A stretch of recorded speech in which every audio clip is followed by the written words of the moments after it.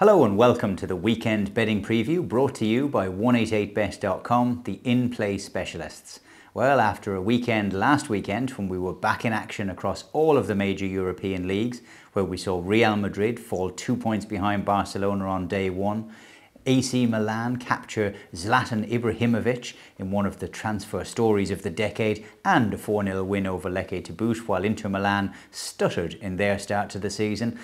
Of course, it's all kicking off all across Europe. Mainz 05 in Germany. They were 3-0 down after half an hour away to Steve McLaren's Wolfsburg side, trading at 80-1 in the in-play market. Bang, bang, bang, bang, 4 goals and they won 4-3.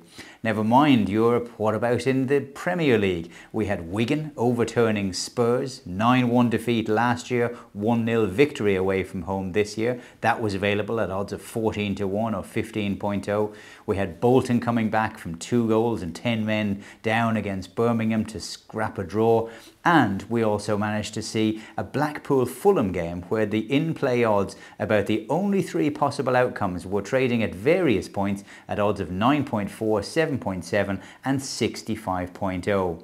After all of that action, it was deadline day, then it was squad day, and now we're straight into the opening matches for Euro 2012. I tell you, you wouldn't want to blink in this game. You have to watch out. The international games this season have been switched. They're no longer taking place on Saturdays and Wednesdays. They're all going to be on Fridays and Tuesdays. That is, very sensibly, to give the clubs an extra 1 day with their players after the games have been played. Rest assured that the first international manager to slip up on this weekend will be bemoaning the fact that they've lost 24 hours with their players, but that's the way of the game.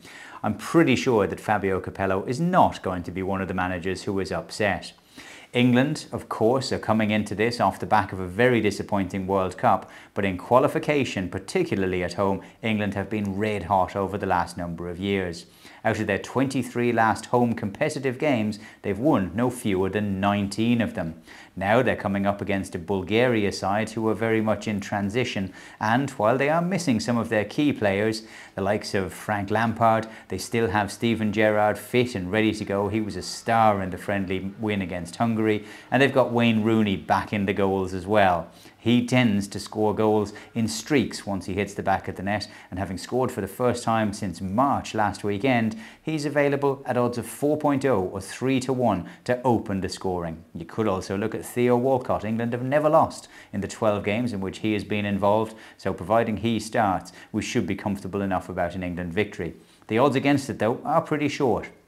Bulgaria have lost Dimitar Berbatov to international retirement. He had scored 48 goals in his 77 internationals, and while they do have Stilian Petrov and Martin Petrov from the English Premier League, they do look like a side who are going to be struggling against England. The odds against an England win are 1.3, that's plenty short, but I'd prefer to look at the Asian handicap market, where you can bet at odds against 2.07 about England winning this game by 2 goals or more. Now, if you look back over those record of 19 wins out of 23 home fixtures, no less than 14 of them were by 2 goals or more. So those odds, 2.07, represent good value for money.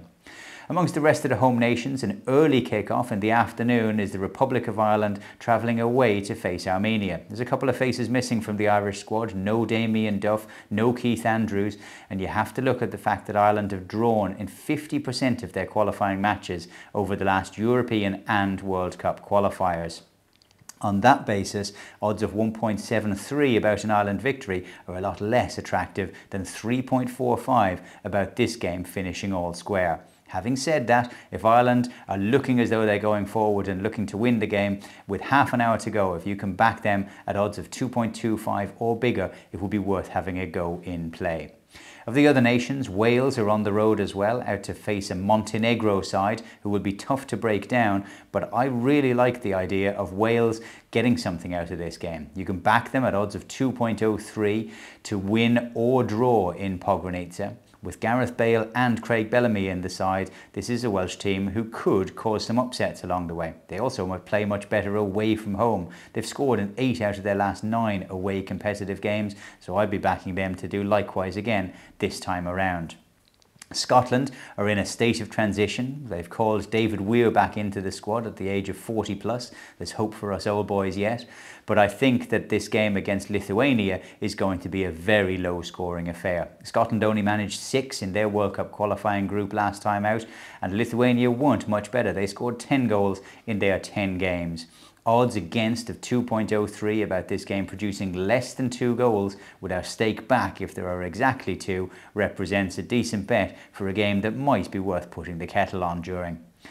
Finally, of the home nations, Northern Ireland travel to Slovenia. Slovenia were impressive enough in the World Cup. They played very well against the United States and held England to a 1-0 victory as well. I think that they'll be too good for Northern Ireland. They travelled out there in the last qualifying stages of the World Cup qualifiers and they were beaten 2-0. I think that odds of 2.21 about Slovenia winning this game by 2 or more with our stake back in the event of a single goal victory again represents value. That's it for the home nations. If you're looking around the rest of Europe, one area where I think there might be an upset is to look at Portugal. They are a side who definitely make life difficult for themselves in qualifiers, and Cyprus have really come on a ton in the last couple of years. In the last World Cup qualifier, they lost twice to Italy, but both times it was only to an injury time winner.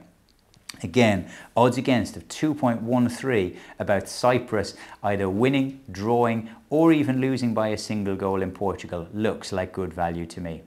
That's it. It's an international weekend. There'll be more international games next week. You can follow all of them in play on 188bet.com and join us again next Friday when we'll be back with a preview of all of the action from around the Barclays Premier League and across Europe. Feature game of the weekend, Everton at home to Manchester United. That'll be a cracker. In the meantime, enjoy all the international football and enjoy all of your betting on 188bet.com.